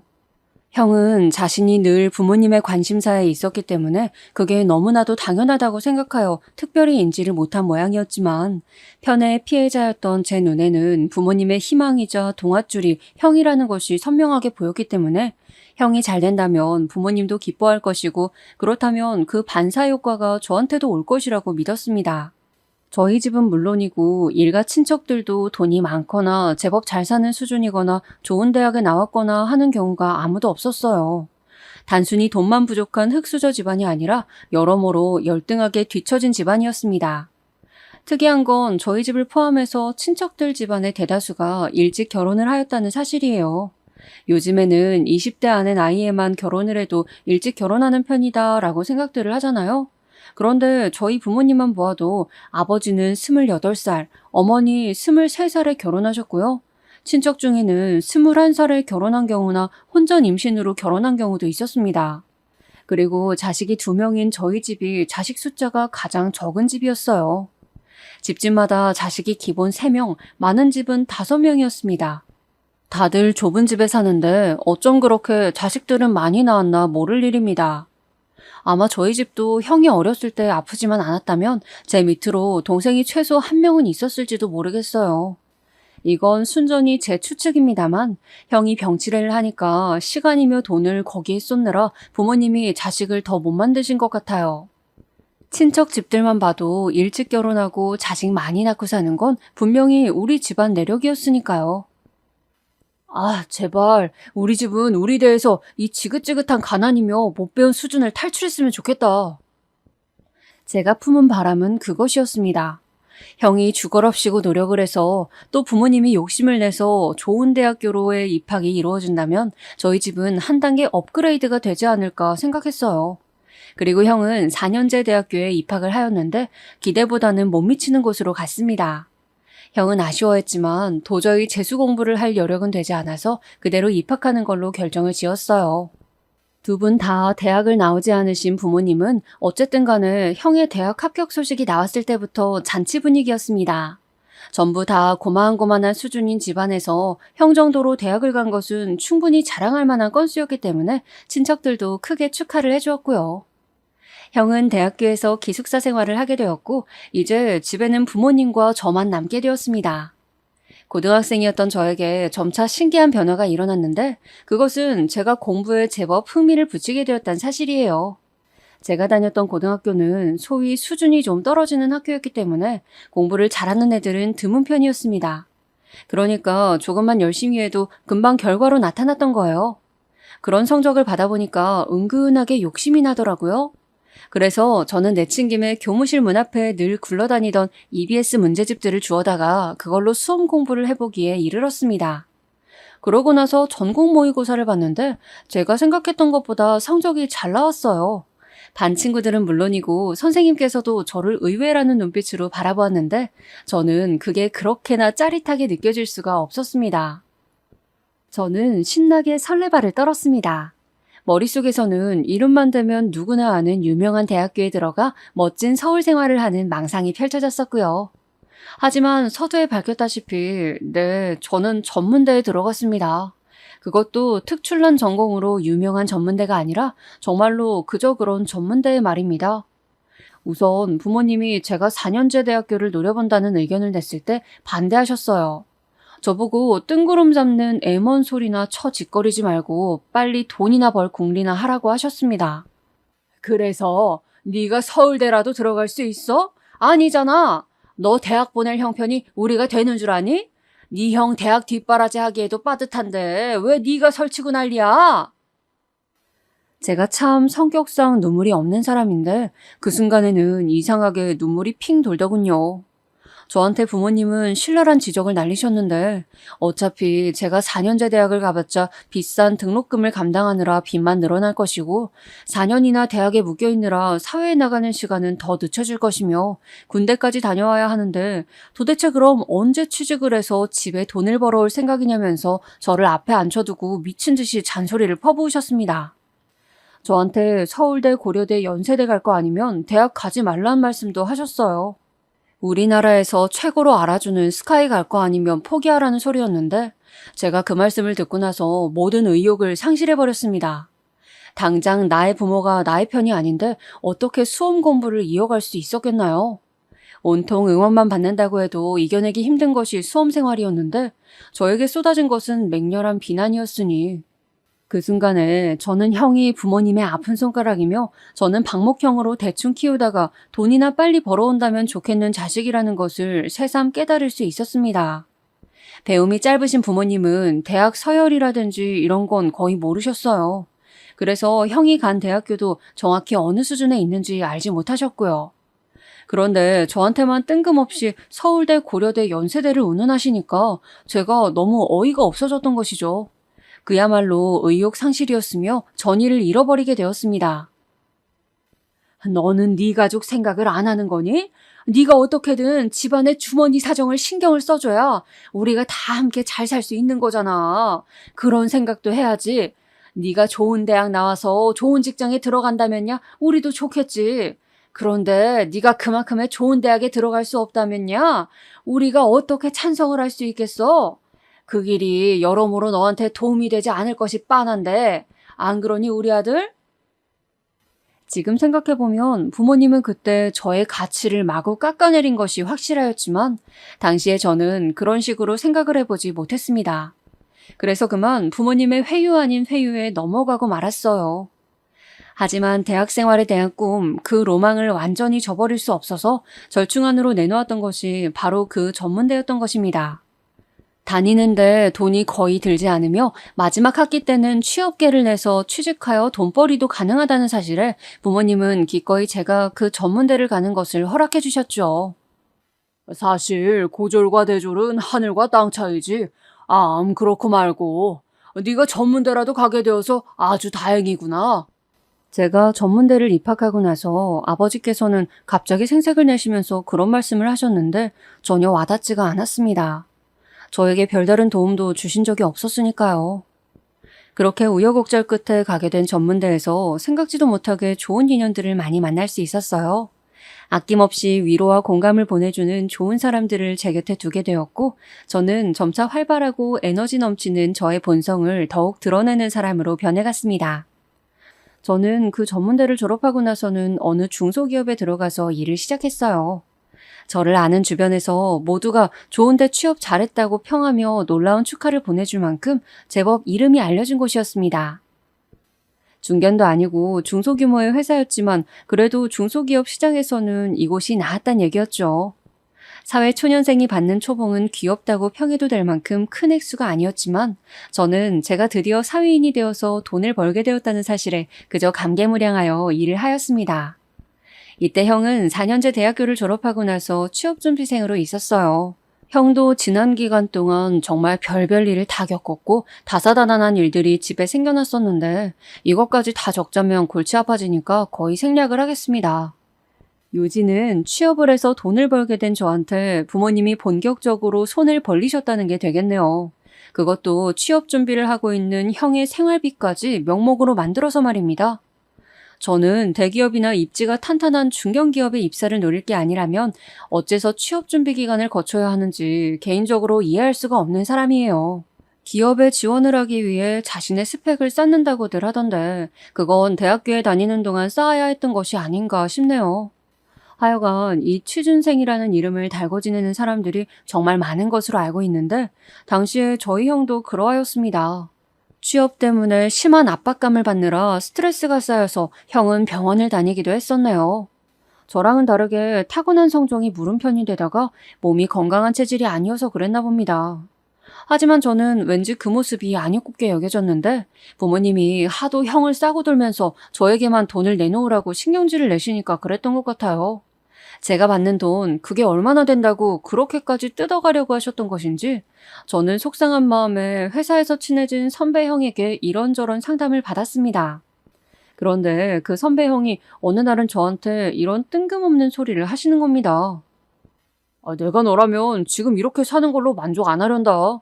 내 나이만 되어도 다른 거 도전하기가 망설여지게 되거든? 그러니까 그렇게 젊을 때 진짜로 하고 싶은 일 찾아서 해. 네? 저는 지금 안정적으로 돈을 벌고 있으니까 지금 생활이 싫진 않은데요. 집에서 피 빨리면서 시달리고 사는 네가 안쓰러워서 그렇지. 그렇다면 적어도 일만큼은 네가 진짜 원하는 일을 하고 살아야 수지타산이 맞지 않겠냐? 지금 이 회사는 비전 따위 없이 지금처럼 10년이고 20년이고 이 상태로 굴러갈 거야. 혹은 망할 수도 있고. 성장할 만한 곳은 아니기 때문에 네가 진짜로 이곳에서 그 젊은 아까운 나이를 언제까지나 썩히고 말 것인지 잘 판단해야 돼. 저는 선배 형한테 그런 말을 듣기 전까지는 아무 생각 없이 회사를 다니고 있었거든요. 그런데 그 조언을 듣고 난 이후로 회사를 다니면서 여러 가지를 잘 관찰하고 따져본 결과 정말로 이곳에는 어느 정도의 보장된 안주는 있을지언정 한 단계 더 위로 도약할 수 있는 미래의 비전은 없다는 결론이 내려졌습니다. 저에게 조언을 해줬던 선배 형은 물론이고 전문대 동기들한테도 상담을 청하면서 대화를 많이 나누어 봤어요. 그러면서 저는 제가 진짜로 하고 싶은 일은 이렇게 기계의 부품처럼 톱니바퀴처럼 사는 일상이 아니란 것을 깨닫게 되었습니다. 오히려 타고난 제 도전적인 기질에는 맞지 않는 일이었죠. 마침 이 시기에 저희 형이 드디어 취업을 하게 되었습니다. 대기업이나 중견기업은 아니었고요. 어느 중소기업이었는데 회사의 역사도 짧고 제가 보기엔 뭣도 없는 곳이었지만 다른 곳들보다 그래도 연봉을 살짝 더 쳐준다는 것에 끌려서 입사를 하게 되었다는 형의 말을 듣고 그러려니 고개를 끄덕이게 되었습니다. 부모님은 당연히 형의 입사 소식에 또 한바탕 잔치 분위기를 내셨고요. 제가 입사할 때나 첫 월급 탔을 때는 전혀 그런 반응이 아니셨고 당연히 네가 해야 할 일을 하는 거다라는 식으로 말씀을 주셨던 것 같은데 형에게만 지극한 반응을 해주는 것에 저는 또 새삼 쓸쓸한 입맛을 느껴야만 했습니다. 형이 입사하고 2달째에 접어들었을 때 저는 슬슬 퇴사 준비에 들어갔습니다. 집에는 퇴사할 거라는 말을 미리 안 했어요. 주변에서 저한테 그러더라고요. 집에 굳이 말을 하지 말라고 말입니다. 그랬다가는 저는 또 좋지 않은 소리만 실컷 들으면서 부모님에게 휘둘리곤 퇴사 결정을 번복하게 될 수도 있다면서 주변에서 저를 말렸어요. 그 말을 따른 저는 비밀리에 퇴사 준비를 하면서 전문대 동기에게 조언을 얻어가며 퇴사 후의 설계를 그려냈습니다. 그 전문대 동기 친구는 집이 꽤 잘 살거든요. 그런데 공부에 흥미이며 욕심이 없어서 대충 전문대나 들어갔던 것이라고 하였습니다. 졸업 후에는 자기 친척형의 사업을 돕고 있었고요. 그래서 제가 이 동기 친구한테서 이런저런 조언을 얻어낸 것이었어요. 제가 퇴사 후에 하고 싶었던, 진짜로 저런 사람이 하고 싶었던 일은 바로 사업이었기 때문입니다.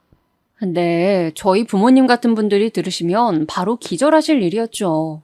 어디 언감생심 저희 집안에서 사업하겠다고, 그것도 젊디 젊은 나이에 자기 사업하겠다고 설치는 사람이 나타날 수가 있단 말입니까? 절대로 안 될 일이었기에 저는 함구를 하면서 끝내 퇴사까지 하였어요. 퇴사하고 나서 제 개인 사무실의 계약을 어영부영 끝마치고 나서 그제서야 저는 부모님께 퇴사를 고하였습니다.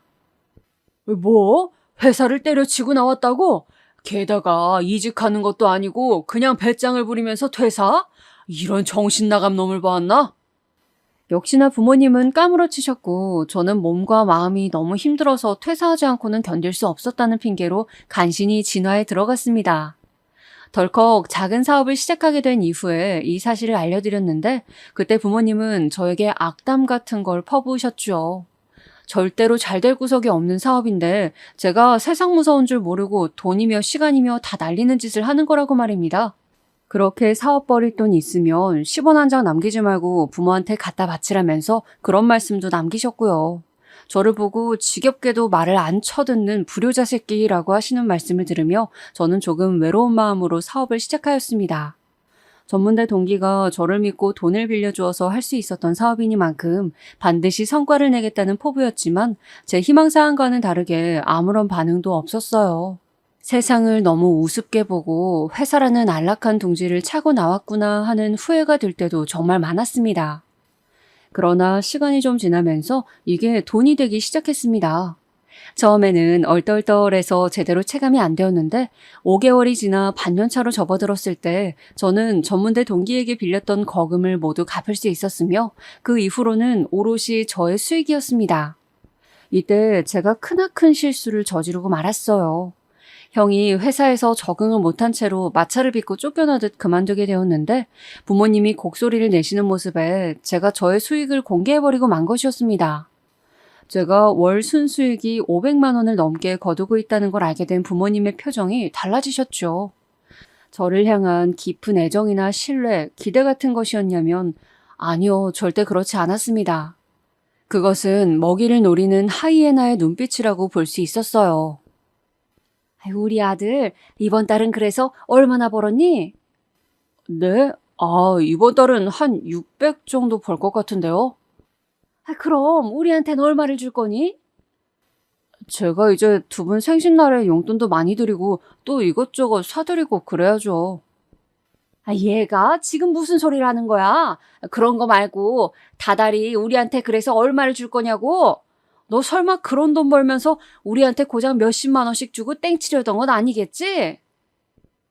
제가 또래보다 많이 버는 것은 맞았지만 엄청나게 대단할 만큼 많이 버는 것까지는 아니었고 저도 제 모든 체력과 시간을 다 사업장에 쏟아가면서 버는 것이었는데 수고한다, 잘하고 있다 이런 칭찬이나 응원은커녕 돈을 생각보다 많이 안 준다고 저에게 힐난이나 하시다니 부모님에게 재차 실망감이 드는 것도 잠시 일가 친척들도 제가 시작한 사업이 꽤나 잘 되고 있다는 것을 알게 되어서 연락들을 해왔습니다. 저는 이것 때문에 정신이 없어졌죠. 너 요즘 사업해서 재미 좀 본다며? 이번에 네 큰이모 환갑 돌아오면 너한테 기대해도 되지? 네가 잘해줄 거라고 믿을게. 네가 돈을 잘 번다더라? 우리 집 이번에 부엌 리모델링을 할까 싶은데 너도 우리 집 와봐서 알지? 좁아 터진 부엌에 싱크대는 어찌나 높이가 낮은지 내가 싱크대 높이 10cm만 높이는 게 평생의 소원이었는데 네가 이번에 좀 이뤄주련? 평소에는 쥐뿔 연락 한번 안 하셨던 분들이 갑자기 저한테 왜 그렇게들 할 말씀드리며 부탁하실 거리가 많아졌는지 모를 일이었습니다. 제가 집안을 위해 제 모든 돈을 다 써야 하는 게 당연하다는 식으로 모두가 생각하고 행동을 하더군요. 제가 한 달에 1000단위로 버는 것도 아니었지만 정말 너무들 한다 싶었습니다. 가족이란 무엇인가 하는 본질적인 고민도 하면서 진짜 심적으로 많이 힘들었어요. 제가 이런 고충을 주변에 털어놓았을 때 거의 대부분이 저를 비난하였습니다. 그 이유는 동일하였어요. 가족의 성향을 알면서도 제 수익을 고지고대로 공개한 제가 어리석었다는 것입니다.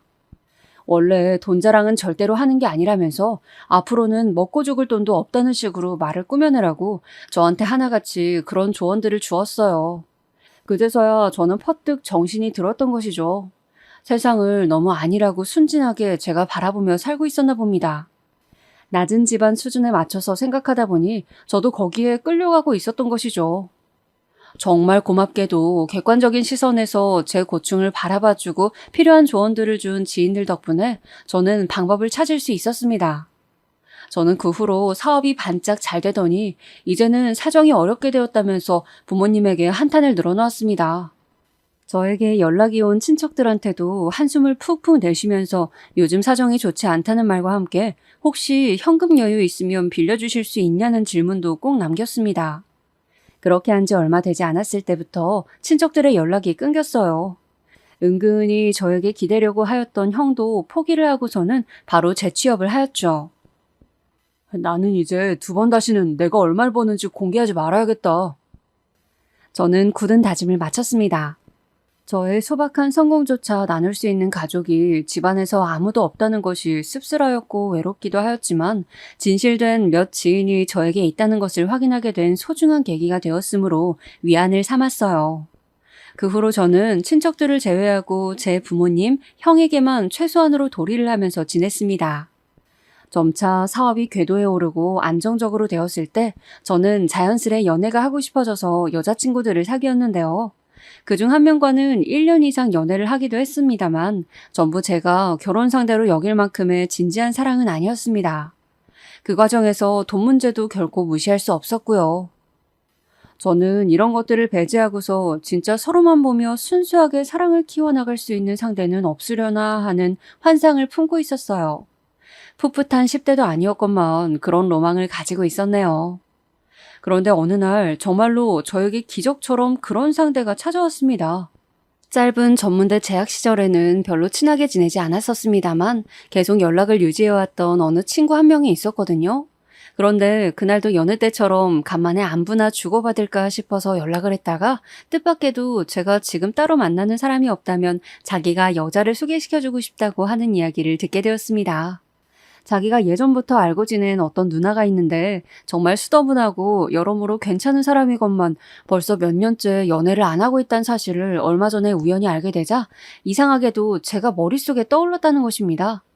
저랑 그 누나를 붙여주면 좋을 것 같다는 생각이 자꾸만 들더래요. 너무 갑작스러운 이야기라 당황스러웠지만 그 친구의 성의를 봐서라도 그 누나를 한번 만나보겠다고 하였습니다. 알고 보니까 상대방 쪽에서도 갑자기 저를 소개받게 되어서 무척 당황했다고 하더군요. 저희는 1살 차이였고 소개팅으로 처음 만난 자리에서 바로 말을 놓기로 하였습니다. 그냥 동갑 친구처럼 지내자는 말이 들려왔을 때 저는 저도 모르게 미소를 짓고 말았던 것 같아요. 1살 정도의 나이 차이는 신경 안 쓰고 행동하는 그 모습에 왠지 매력적으로 느껴졌거든요. 사실 사진을 받아봤을 때나 소개팅 자리에서 딱 보자마자 받았던 인상은 특별하지 않았고 제 이상형에 들어맞는 외모도 아니었기에 별다른 감상은 안 들었었더랬죠. 하지만 대화를 나눠볼수록 이상하리만치 묘한 끌림이 있었어요.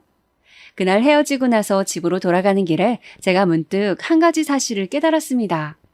저나 그쪽이나 서로에게 어떤 일 하시냐, 재산은 얼마나 있냐 이런 주제를 꺼내지 않았다는 걸 알게 된 거예요. 그냥 서로에게 좋아하는 음식이나 취미라든지 과거에 있었던 일, 이런 이야기나 실컷 나누다가 헤어진 게 전부였어요. 심지어는 서로의 이성 취향이라든지 이런 것들은 안 물어봤습니다. 밥도 먹고 커피도 마셨는데 그 시간 동안 별 시답지 않은 대화를 나눈 것만으로도 시간이 그렇게 가버렸다는 것이 놀라웠어요. 저는 상대가 무척 마음에 들어버린 제 자신을 부정하지 않기로 했고 즉시 들이댔습니다. 열심히 만나달라고 졸랐어요. 그렇게 연애를 시작하게 되었고 2년을 만난 끝에 결혼까지 하게 되었습니다. 결혼하자고 먼저 청혼했던 것도 제 쪽이었어요. 저는 아내가 저와 비슷한 가정 환경에서 자라며 비슷한 감정들을 느껴왔다는 것이 놀라웠고 그 과정에서 많은 공감을 할 수 있었습니다. 결혼을 한다면 반드시 이 사람과 해야겠구나 느꼈던 것도 바로 그 순간이었고요. 저는 위로 형이 있지만 아내는 반대로 자기보다 어린 남동생이 한 명 있습니다. 저에게는 처남이 되는 인물이었죠. 아내가 말하기를 처남은 집안에서 온갖 편애를 독차지하며 살아온 존재라고 하였습니다. 집안 형편이 한 번도 좋았던 적은 없었으나 그런 와중에도 무조건 좋은 게 생기면 처남에게만, 맛있는 반찬도 처남에게 먼저 이런 식이었다고 합니다. 아내가 아파서 들어누우면 가지가지 한다며 힐난이 돌아왔지만 처남이 아파서 누워있으면 내 새끼 이렇게 아파서 어떡하냐는 걱정이 돌아왔다고 합니다. 집안 풍조 자체가 그러했대요.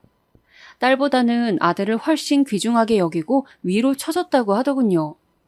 저도 형에게 밀려서 언제나 후순위에 놓여서 살아온 입장으로서 아내의 경험들을 10분 이해할 수 있었습니다. 그리고 아내의 얘기 중에서 가장 크게 공감할 수 있었던 건 다름 아니라 아내가 그럼에도 자기 동생을 진심으로 미워할 수 없노라고 털어놓았을 때였어요. 저도 그랬거든요. 형이 얄미우면서도 세상에 하나뿐인 제 형이기에 싫어할 수가 없었습니다. 부모님의 지나친 관심과 기대 때문에 형이 스트레스를 받는 것을 알고서는 은근히 동정하기도 했었고요. 그런데 아내 또한 그랬다고 하는 거예요. 자기 동생이 사랑만 받고 자라서 독불장군처럼 행동할 때는 정말 밉기도 했지만 어쨌거나 자기 동생이기 때문에 자기가 누나로서 늘 책임지고 챙겨줘야 할 것 같은 기분을 느낀다고 했습니다. 또한 대학교를 졸업하고 나서 사회의 벽에 부딪힌 뒤 처남은 몹시 기가 죽어 산다고 했어요. 그전까지는 자기 부모한테 사랑만 받고 살아서 세상 무서운 줄 모르고 늘 기세가 등등하였는데 지엄한 현실을 체감하고 나니까 자기 생각과는 세상이 다른 것에 기가 눌려버린 것입니다. 왜 자기를 이런 식으로 아무것도 세상 물정 모르는 사람으로 자라나게 했냐며 처남은 그런 원망을 자기 부모에게 쏟아놓고 있다는 이야기를 아내가 씁쓸한 얼굴로 해주었어요. 처남의 이야기를 들을수록 저희 형을 투영하게 되더군요. 어딘가 참 많이 닮아있는 사연이었으니까요. 저는 결혼하기 전에 처남을 자주 만나본 건 아니었습니다. 그럴 만한 계기도 딱히 없었고요. 결혼하기로 확정짓고 나서야 제대로 인사 나누고 따로 연락도 하면서 지냈는데 머리는 제법 똑똑한 편이지만 성격은 어딘가 예민하고 유약한 것이 정말로 저희 형을 떠올리게 만들더군요. 그래서 알게 모르게 속으로 정감이 갔던 것 같네요.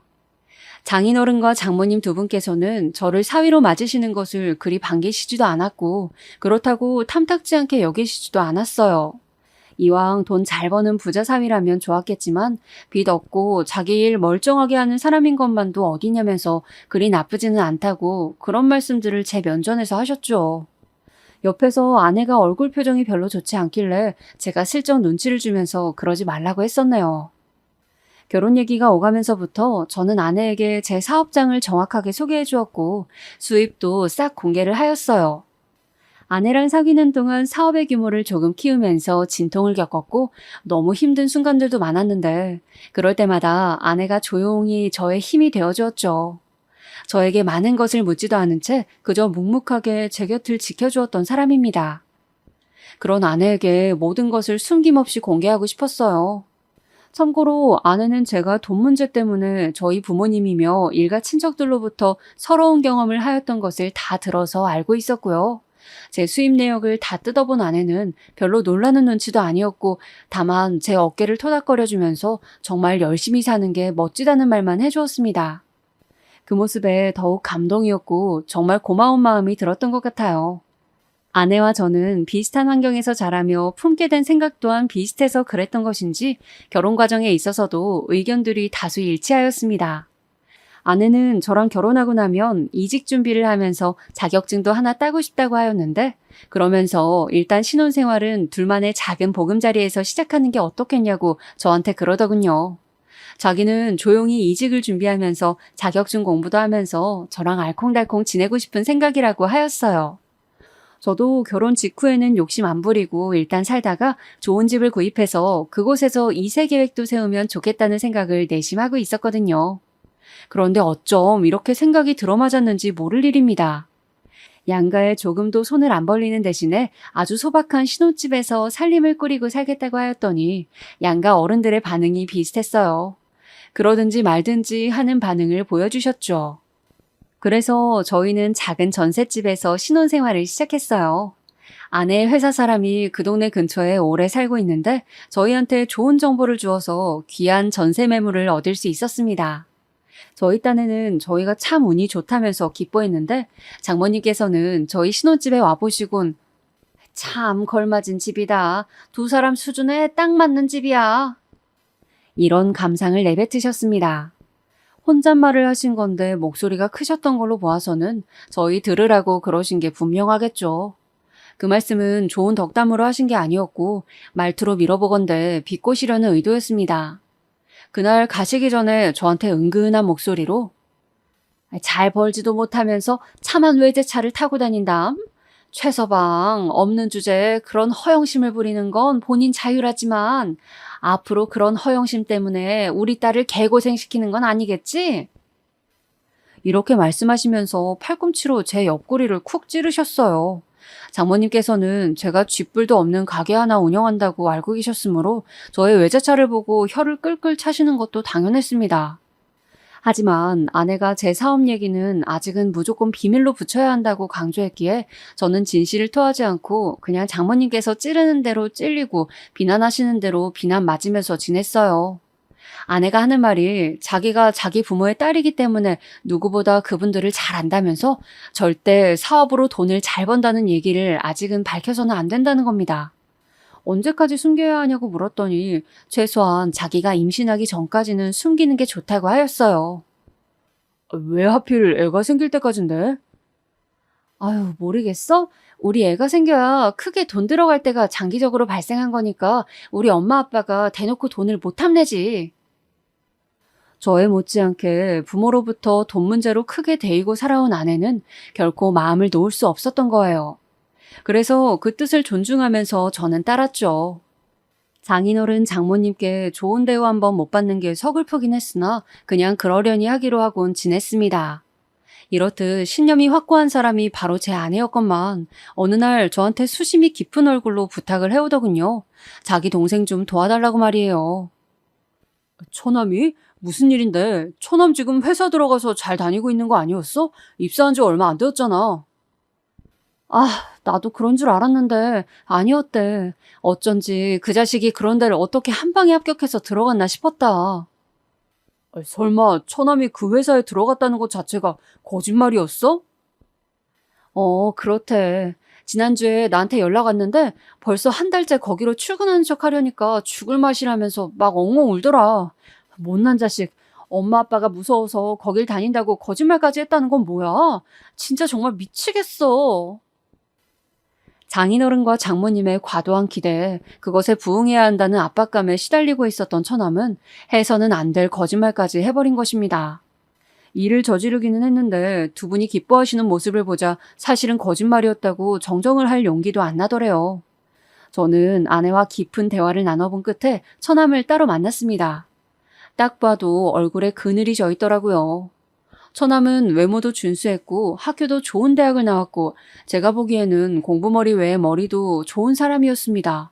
그런데 부모의 그늘을 벗어나지 못해서 훨훨 날아가지 못하고 있었으니 저는 처남이 빠진 수렁이 어떤 것인지 알 것만 같았어요.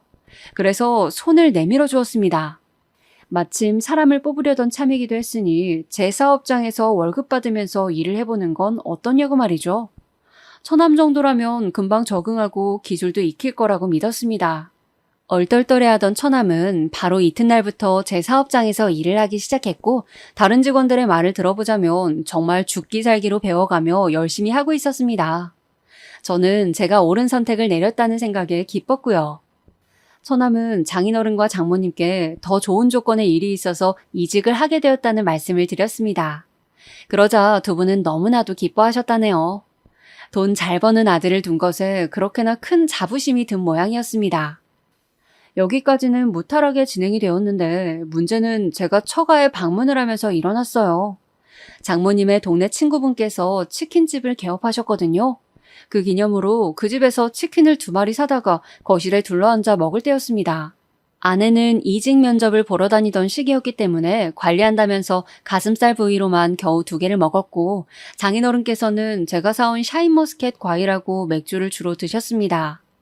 치킨을 주로 먹는 사람은 장모님, 저, 처남 이렇게 셋이었죠. 문득 처남이 닭다리를 맛있게 먹길래 저도 왠지 닭다리를 하나 먹고 싶어서 그걸 찾아서 손을 뻗었습니다. 바로 그때 능력도 없는 사람이 닭다리는 왜 탐을 내나? 착착 좀 먹을 것이지. 장모님께서 나무젓가락으로 제 손등을 탁 치시면서 중얼거리셨어요. 남은 닭다리는 다 돈 잘 버는 아들의 몫인데 왜 M1 사위가 탐을 내냐면서 말이죠. 제가 너무 당황해서 눈만 굴리고 있는데 닭다리를 뜯던 처남이 아연실색을 하며 이렇게 말을 뱉고 말았습니다. 엄마 왜 그래 미쳤어? 매형이 나한텐 사장님인데 그렇게 행동하면 어떡해? 사장님? 웬 사장님 타령이야? 네가 새로 다니는데 사장이 네 매형이 되기라도 한다니? 나원 참. 무심코 처남의 말을 받아치셨던 장모님께서 천천히 표정을 굳히셨습니다. 설마 하는 표정으로 저를 보시길래 저는 난감해서 헛기침을 뱉으며 물만 찾았죠. 그런 저를 보며 답을 얻으신 장모님께서 화들짝 놀라시며 손으로 입을 틀어막으셨는데 그러면서 나무젓가락이 장인어른께로 날아갔습니다. 그것을 맞으신 장인어른께서는 TV에만 몰두하시던 시선을 저희 쪽으로 돌려서 무슨 일인가 궁금해하셨고 사태 파악을 한 아내가 한숨을 내쉬면서 진실을 토해냈죠. 어쩌다 보니 지금까지 숨기게 되었다는 변명과 함께 제 사업장의 규모를 말씀드렸는데 장모님께서 거의 뒤로 넘어가시려고 했습니다. 아니 이럴 수가. 최서방, 내가 은인을 몰라보고 여태까지 잘못 굴었었네. 이를 어쩌면 좋아?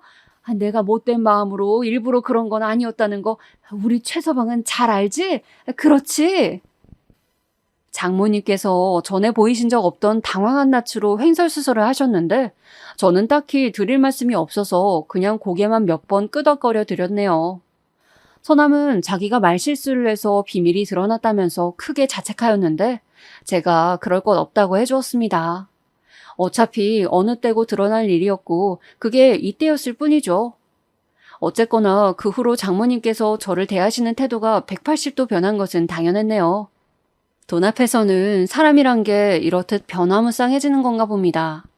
제 앞에서 말씀 한 번을 허투루 못하시고 표정 관리에까지 힘쓰는 모습에 정말 오묘한 기분이 들었던 것 같아요. 장인어른께서도 마찬가지셨고요. 그때 이후로 처남은 더욱 열심히 일을 하고 있어요. 저를 실망시키지 않겠다면서 그 누구보다 최선을 다하고 농땡이 한번 안 피웁니다. 어쨌거나 여러모로 잘된 일인 것 같아요. 무엇보다 제 옆에는 세상에서 가장 사랑하는 제 아내가 있으니까요.